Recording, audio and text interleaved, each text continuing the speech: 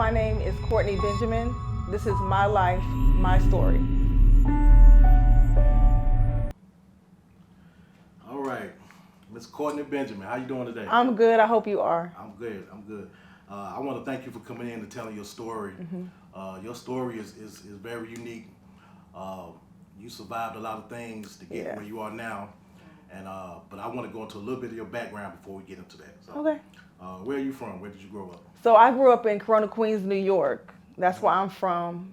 We moved here when I was just about a teenager. Okay, in North Carolina, you moved here? Greenville, North Carolina. Okay, so moving from a big city like New York to a small area, how was that? It's a culture shock. Everything's different, even down to the way people talk, they walk, their demeanor, how they carry themselves. Everything's a big change. Yeah, I can imagine. It's a big change. It's nothing like home. It's very slow paced here. Okay. You have any siblings? I do. I have 5 sisters. I don't have any brothers. Okay. What was it like in that household? 'Cause that's a lot of girls. Sometimes it can be trouble. You can imagine the hormones, all that. But we were like stair steps. So we were like each other's friends. Like my sisters were my first friends. Okay. So we really didn't have to go outside because my best friends were in my house. Exactly. Except for, when it came to sharing things, then it was kind of monopoly. Like who's going to get this, who's going to get that. But our dynamic was good. Okay. Now, what was it like in high school for you? A journey. Yeah. For one, we really were just getting acquainted with North Carolina. So that was a change. And that's when I just started developing all these different emotions. Like I felt alone. I felt like I was misunderstood. And I felt like looked over at times. I wouldn't say that came from my mom. It was just my insecurities growing up. When you're adopted and things like that, when you're a child, you have all these different emotions that go through you. Like, why wouldn't anybody want me? Why would they just give me away? And then you start feeling misunderstood because you don't know, you're not sharing it with no one. So they're just seeing it through your actions. Like what you displayed as anger and sadness, depression, all those different things is what I was dealing with in high school. Now, with all that emotion, Yeah. did that make you experiment with any drugs? So, of course, when you have insecurities, you try to fit in. You start getting friends that, mama don't want you around. And I met a lot of different types of kids, the ones that like to party, the ones a little older that had connections to go to, college parties and things like that. So I would go along with them. And first was marijuana. It was a social thing. You can hide that a little bit. Nobody really sees that. You may appear to be sleepy, so nobody noticed that at the time. And I done it for a long time until I started sneaking out and things like that. That's when mama was like, I see you. I see what you're doing. So that's where it started for me. Okay. Did it accelerate a little bit more after that? Of course it did. That's a gateway. It always starts like that. Then I started meeting older friends who were doing bigger drugs like cocaine. Cocaine for me, at first, I was like, okay, I don't know how people get hooked to this. I can't really, it wasn't making me high. I was just like, what is this? And then I became what you consider a functioning addict with it. It was just something I did to be able to stay up, to be sociable, because I was socially awkward because of the anxiety from just growing up, feeling all these different emotions. So at this time, it was like an icebreaker for me. Like if I use this, then I can be superwoman today. I can be sociable. I can do all these things. So it was like, it helped me to become who I thought I needed to be in order to fit in with people. Gotcha. And around this time, you're around, what, 17, 18 or so, maybe? I would say more like, I was more like 16, 17. Okay, wow. Now, someone at that age, cocaine and that type of drug, that's kind of unusual for someone that age. Would you say that, you said, well, older friends kind of got you with that, right? So they kind of swayed you in that area as far as that. Right. At that young age, which is horrible. It is. And but how long were you on this drug? Like the entirety of it all? Yeah, the whole Goodness gracious. I started when I was like 16. And let me see, how old am I now? I'm 37. So I would say almost 20 years, it seems. 20 years. Yeah, almost 20 years. And this is started from an older person introducing this to you, and that's the effects of it. Yeah, so, yeah. I don't know how long they can take that effect. So were you working around this time? I was what people consider a functioning addict. Okay. So to somebody who really didn't know me, they would not know that I was codependent on cocaine to function. They wouldn't know that because I was working. I wasn't missing work. I wasn't late to work. I was none of those things. And so it appeared that I had it all together, right? Yes. And in the inside, I was a mess. I would leave work and be sick because, I had to use cocaine all night long for work and things like that. So now I'm physically sick.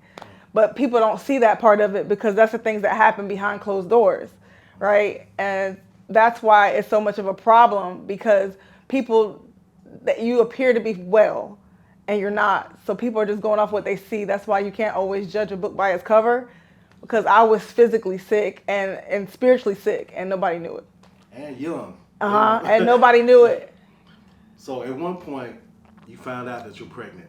Yes. And that was a game changer. Well, was that one of the reasons you decided to quit? Or? So this is kind of, it's hit or miss because honestly, I was sick of being sick and tired at that point. I was when I found out, I was about 4 months pregnant. Okay. I knew, us women, we know our bodies, we know something's different. But that wasn't what made me want to stop. I didn't want to do it anymore because I started feeling sick. I wasn't myself. I was up for days. My body was just, and it probably had a lot to do with me being pregnant too, but I was just physically sick. And I was like, I just can't continue to do this. And it's funny because, well, not funny, but it was something because, you at that time, you have to go to the emergency room to be evaluated for treatment. You have to go through the emergency room to do that. Okay, so I get in contact with Mama. I'm finally going to go to treatment. This is going to work this time, I promise you. She meets me there. I'm thinking it's just a clean cut, straight to rehab, get it straight, No, that's not how it worked. I go there and they're like, congratulations, you're pregnant. I'm like, this is not why I'm here. Yeah. Then look, baby sucking a thumb. You can see in the ultrasound. I'm looking at my mama. Mama looking at me like, I don't know.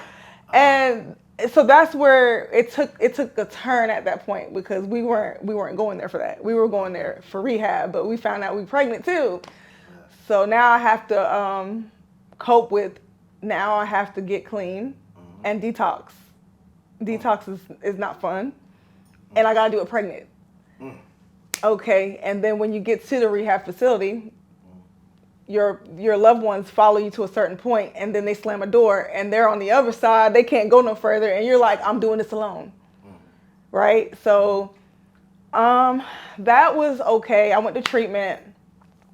They sent me away. I think I was 6 months pregnant when they sent me away. I think they sent me to a different place. It was more like a live-in facility where you can be pregnant and do your pregnancy there and then actually have your child and stay there for after a year with your child so you can learn how to cope with both transitions. Okay. And as a clean person.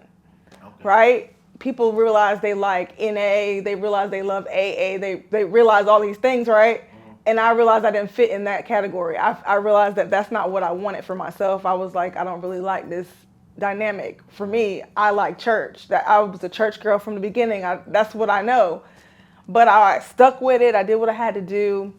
Let me see. My daughter was literally about to be 1 year old when I left. Okay. I was fine. I was doing good. I got me a job. I was staying on my, on my feet. Oh no. Courtney finds another habit. So I knew that I was not about to go backwards and start with cocaine again, right? Well, let me ask you this before you go into it. So before you were pregnant, the family, they know at this point that they know. What was that relationship like? It was distant. It was very distant, and the reason why it was distant is because of the shame. So I need to avoid you at all costs because I don't want you to see me like this. And too many people, and for some reason, everybody know my mama. Yeah. I mean, people I have never seen in my life know who I am through my mama. Okay. Yeah. So I'm trying to dip and dodge. I'm trying to like not get seen. You know, it was very hard. It was very hard for me. So they knew what was going on, but not because we had that conversation. Okay. They knew that from other people. Like, I've seen your daughter here. I've seen her jump in this car. Some strange person. What's she got going on? Then their eyes were on me. And they love me. They love me. They would do anything for me. But I was like, you know, I will not. You know, pride will kill you. Oh, yeah. Pride will make you stay sick. Yeah. They say you're as sick as your secrets. Pride is one of them things that'll keep you sick. Definitely. And my pride would not let me. I was like, I'm not going to them. I'm not going to ask them for help. You know, so mama was still loving on me. Okay, that's good. Good. But I won't love it on myself. I was Exactly. continue to do the same repetitive cycles. You know, the cycle of abuse. You know, starts with you. It doesn't start with people. It starts with yourself. Your insecurities. That's where it starts. That's where it starts. Now let's jump back. And you said Courtney decided to do. now you've been through rehab. Yeah. You have a child, baby girl. You go through it like you said. She's like a year old now. Yeah, she's about a year old. Get out, and so what's the plan? Okay, so life hits me, right? Okay. You know, you're on a pink cloud the whole time you're in rehab. I can do this. NA meetings every day. You're just, you know, things seem it's almost like you're in a reality world when you're in treatment, because you're not faced with I got bills, I gotta keep a roof over my head, I gotta feed this child, I gotta make sure I eat, I gotta make sure we have clothes. You're not thinking about none of that stuff when you're in treatment because they're providing these things for you. Exactly. So it's almost like they're enabling you. They don't realize it, but I feel like it's still a form of enablement because they're not showing you the real world. You're in a box. So then when you get out and you realize, oh yeah, I thought I had it together, but I didn't realize I have all these other things I got to take care of too. Exactly. So when that hits me, of course, me being me, I cannot go all the way backwards, but I need something to kind of get me through. So that's when I started experimenting with pills. Yeah, pills. And I was never into alcohol, but at that time it was pills and alcohol. And, you know, like downers, because it kept me calm. Look, we can focus. We can do anything like this. Okay. I realized that I was opening that door, you know, because any dependence on any kind of substance is going to lead you right back to that demon that you're dealing with, right? That dragon. Exactly. Yeah, you see the little one and you're on your way to the big one next, right? So after a while, it wasn't helping. It wasn't calming me down. It wasn't helping me sleep. I was like, now I have to try something different. Let's add a baby daddy who wants to see you do well, but doesn't realize your triggers.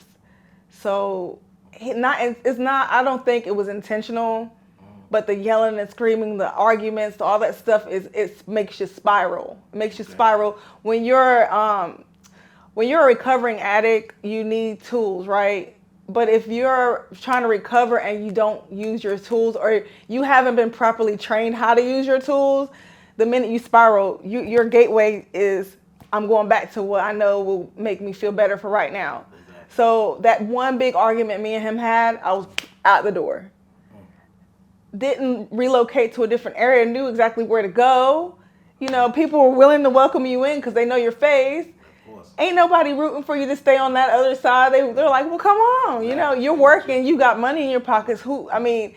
Any addict that sees you there in that state of mind and sees you have money is not going to turn you away. They're going to come on in. So it was just like basically it felt like I started from where I just left off. Yeah. It wasn't starting all the way over. It was like that's how hard it was for me. Like I went to that really bad dependency that I left off. And then it just went even higher up. It peaked.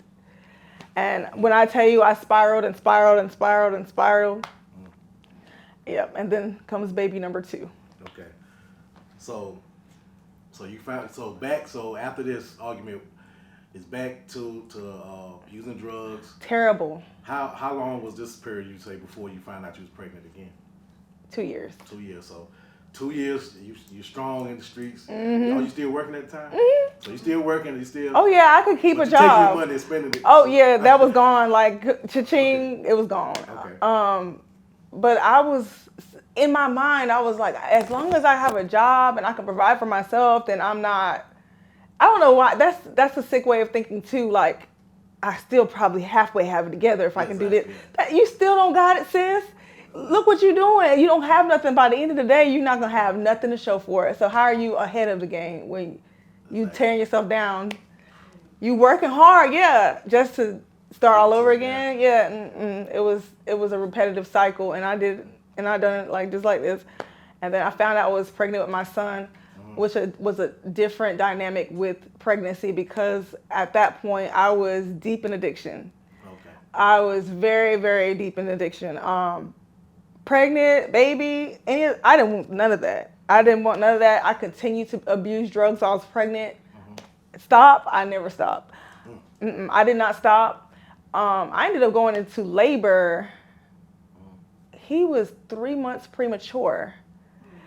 Yeah, but you know what? God is so faithful and he's still so kind. Even in your dysfunction, God still will cover you because he covered me because that child was almost 5 pounds. And he was a preemie. He was 3 months, he was still a big baby. Yeah, he could have been small. But the thing about it was he wasn't completely developed, so his lungs and things like that were not developed. So that lands us in Chapel Hill? Okay. He went to that hospital. Okay. They said either in 7 days he would get better or 7 days he would die.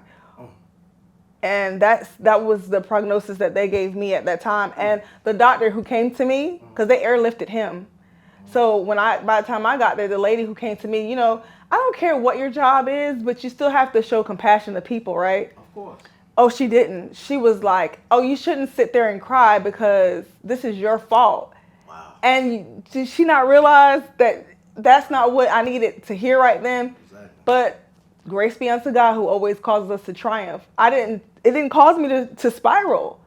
It caused me to go get help. I was like, look, I need help. My baby's gone and my other baby's with my mom. Okay. I gotta do something different. Exactly. So, Walter B. Jones. Walter B. Jones. Okay, before we get into that. Yeah. Were you dealing with any man at the particular time? Like, were you in any relationships? Like. So, yeah. So I met a guy. He seemed like a great guy. Now, is this before your son? This is after my son. After your son. Okay. During that time when I met him, my baby was maybe a month, 2 month old. He wasn't long been born when I met this guy. Okay. My baby was still in the hospital, which my husband, think about my husband. My baby was in the hospital for almost a year because of everything that was going on. He was very sick. He had to have surgery and things like that. He wasn't well, and that was all due to my drug abuse. Like it really hurt him. Yeah. And a lot of people don't realize that, when they're going through their process as well.